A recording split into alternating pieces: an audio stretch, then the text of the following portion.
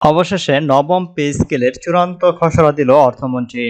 ২ দফায় বেতন কাঠামো বাস্তবায়নের সম্ভাবনা আছে কিনা এমন প্রশ্নে তিনি বলেন, দুইবারে নয়, বিষয়টি নিয়ে কাজ করছি, হিসাব কিতাব চলছে।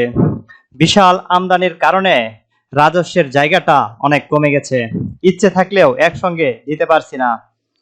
একটি গণমাধ্যমকে দেওয়া সাক্ষাৎকারে এসব কথা বলেন অর্থমন্ত্রী।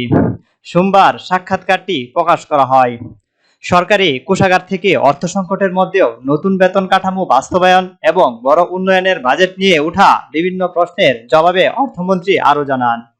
অর্থমন্ত্রী আমির খুসরো মাহমুদ চৌধুরী বলেন, দেখুন, আমাদের কর জিডিপি বিশ্বের মধ্যে সর্বনিম্ন। আমরা যে উদ্যোগ নিয়েছি, আশা করছি কর সংগ্রহ বাড়বে। বিগত দিন কর সংগ্রহের অদক্ষতা ছিল, সুশাসনের অভাব ছিল, দুর্নীতি ছিল। এগুলোকে আমরা সংশোধন করে নিয়ে আসছি। আপনারা দেখবেন গত অর্থবছরের চতুর্থ প্রান্তিক ভালো আদায় হয়েছে। তিনি আরো বলেন, আমরা যে এ ব্যাপারে একটা স্বচ্ছতা নিয়ে আসব চেষ্টা করেছি, তার একটি বার্তা গেছে। যে লক্ষ্যে মাত্রা দিয়েছি তা পূরণ করতে পারবো বলে আশা করি। লক্ষণ দেখতে পাচ্ছি, ব্যবস্থাপনা শক্তিশালী হচ্ছে, এনবিআর 2 ভাগে হচ্ছে। সবকিছু মিলে বলতে পারি ঋণ বেশি নিতে হবে না। অর্থায়নে বিষয়ে আমরা বিকল্প উপায়ে যাব। সব সময় ব্যাংক খাত থেকে সরকার ঋণ নেয় আর এতে বঞ্চিত হয় বেসরকারি খাত।